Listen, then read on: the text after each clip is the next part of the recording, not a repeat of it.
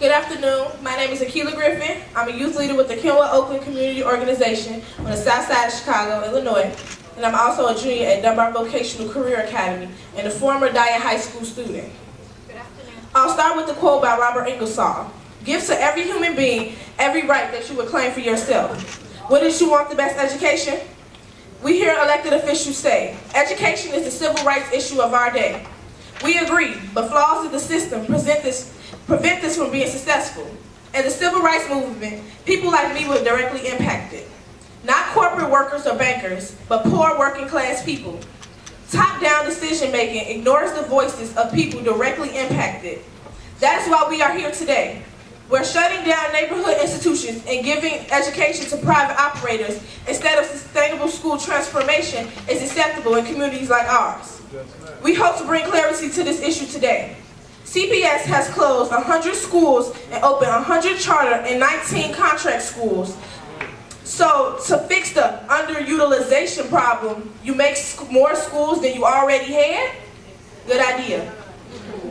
Racism to me is harming people in any way because of their race. CPS for years has used top-down policies that have done nothing but tear down the school system and set us back.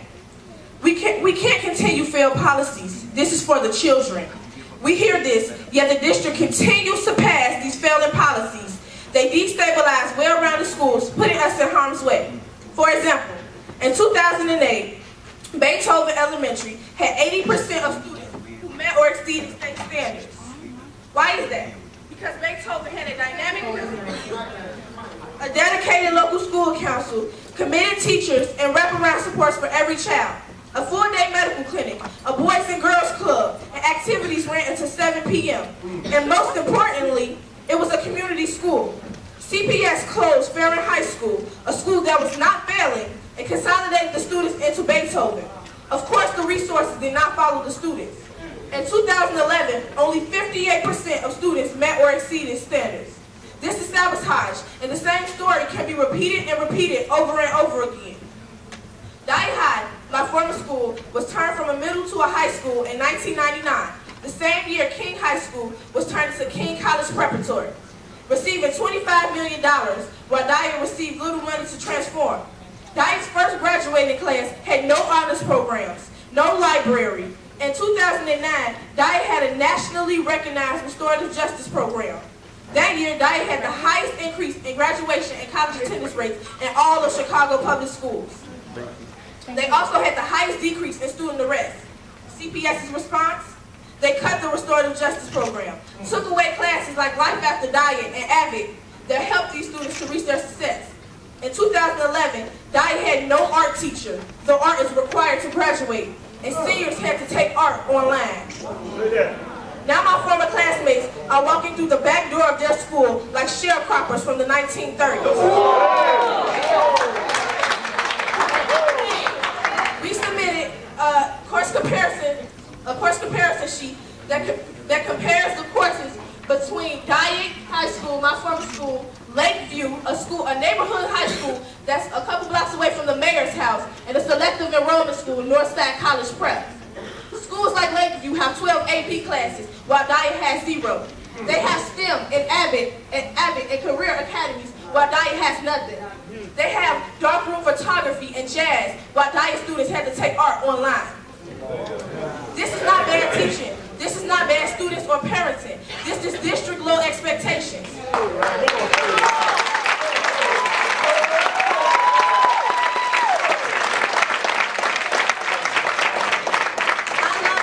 Teachers and students were like my extended family. I was forced to leave because I wasn't getting the tools I needed to be college ready. Let me go over this again on reclaiming the civil rights movement. Martin Luther King says to judge not by the color of the skin, but by the content of the character. So my judgment of the DOE is based off how you plan to right the wrongs that you have let happen in the first place.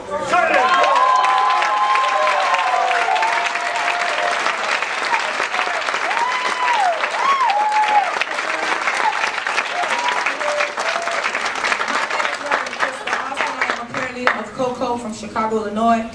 Also the parliamentarian of Cook County Democratic Women in Chicago.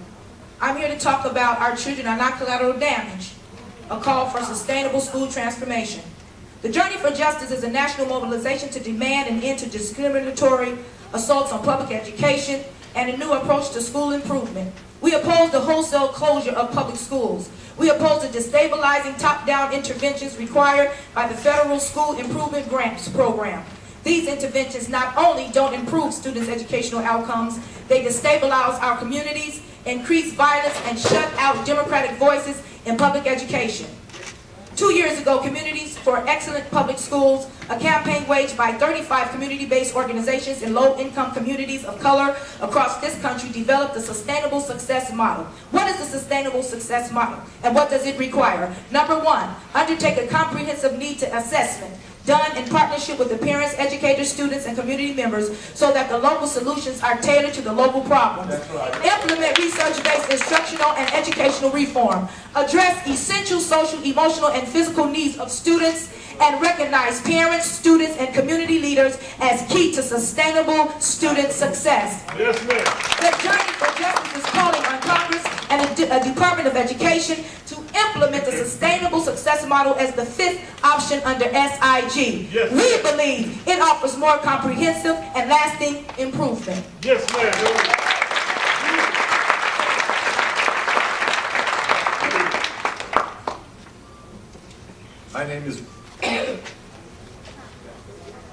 My name is Rico Gutstein, an education professor at the University of Illinois, Chicago, and a parent of a CPS grad. I've taught math in CPS neighborhood schools and have studied and published research on CPS for 20 years. Since 2001, all but 2 of the 105 school actions have been in schools overwhelmingly serving low-income Black and Latino communities. The chance of that happening randomly, less than winning the lottery. And while 42% of CPS students are Black, 88% of the students affected by school actions are, more than double. School actions were to improve education, not in Chicago. A 2009 study documented that only 6% of displaced students transferred to high-performing schools, while 80% went to underperforming ones. By high school, most were doing about as well as if they had never moved. Likewise, probation was to help poor-performing schools, but the number of probation schools soared from roughly 197 to about 250 today. This is a success. The policy failed partly because it stripped schools of local school councils, squelching local initiative and family input. You know from Tony Bright's work on the 5 essential supports that a successful school needs family and community, and without all ingredients, you can't bake a cake. Racial impact, 2/3 of today's probation schools are over 90% Black. If you believe students need teachers who look like them and can be role models, then the impact of school actions on Black communities is severe. From 2000 to 2010, the percent of Black CPS teachers dropped from 41 to 30%. Many veteran Black teachers knew the community and students' families and had taught them. They were replaced by younger, whiter, less experienced, less credentialed teachers who don't stay long. These relationships and the wisdom of practice impact students' lives. After CPS made Carver in Riverdale a selective enrollment school, most Riverdale students went to Fenger, their new neighborhood school, 5 miles and 2 bus rides away in Roseland across turf lines. Yes, sir. When CPS turned around Fenger in summer '09 and rehired only 10 teachers, they exacerbated a situation of deeply stressed youth and adults who didn't know them. 3 weeks into the year, after almost daily fights, Darian Albert was tragically killed in a brawl between Roseland and Riverdale students. Gone were seasoned Black teachers who might have been able to ease the tensions. As Secretary Duncan knows well, spike violence resulted across Chicago when schools received students from closed schools in other neighborhoods. These data and much more make clear the severe racially disparate impact of Chicago school policies on Black communities, a major civil rights violation. Good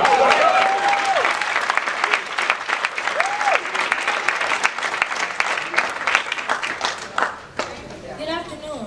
My name is Gavin Oz, a former Price Elementary student.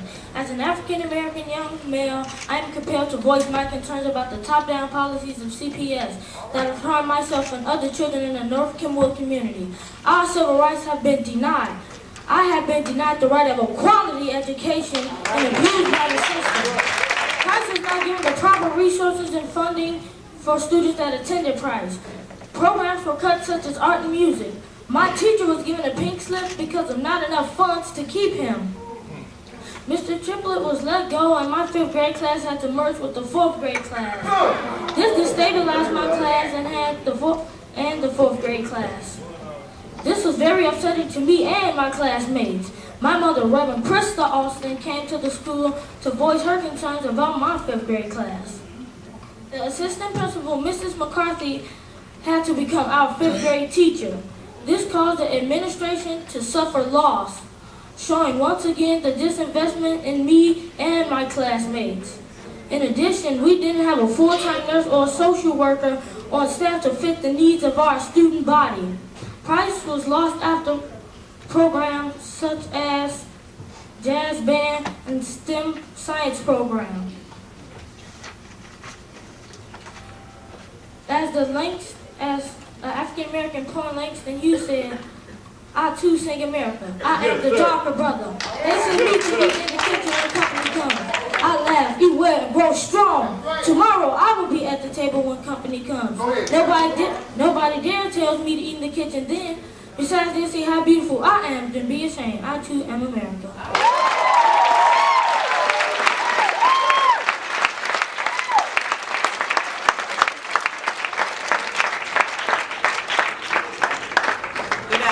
My name is Michelle Young. I'm president of Action Now of Chicago, Illinois. As the city of Chicago Public School is warning of a $1 billion deficit, and the governor, Pat Quinn, said the state might soon $1 billion. Noble Network Charter Schools and others like it has collected over $390,000 in disciplinary fines from low-income families, largely people of color. That ain't right. 473 students have transferred because of discipline fines per research conducted by Voices of Youth in Chicago Education, and PURE, Parents United for Responsible Education. Noble Network is expected to receive $69.9 million, while Chicago Public Schools are expected to lose millions of funds in dollars for education. A petition put together by We the People states students who transfer because of school closing could initially lose up to 6 months in academic achievement. Many charter schools are expanding at a faster rate than can be sustained financially or academically. As a result, some charters has not been able to sustain the academic progress or the operating stability they experienced in the past. Likewise, the closure of public schools has caused a shock that extends beyond the classroom and our community. The social and economic costs outweigh any savings in the past or to be gained. These costs include disruption to student learning, increased violence, death, displacement of teachers, reduction in salary, and the cost of starting up new schools and disposing of public excess, which could and should be spent in our classroom. Public schools should be public. Public schools should be public.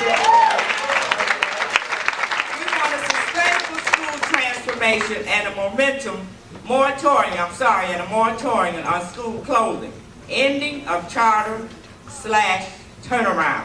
Yes, ma'am. Quit turning around our community, quit turning around our children. Include us in as parents. These are our children. They are our precious cargo. Either cut us in or cut it out. Yes, all right. Last but not least, more direct federal funding supporting our schools and fewer cuts.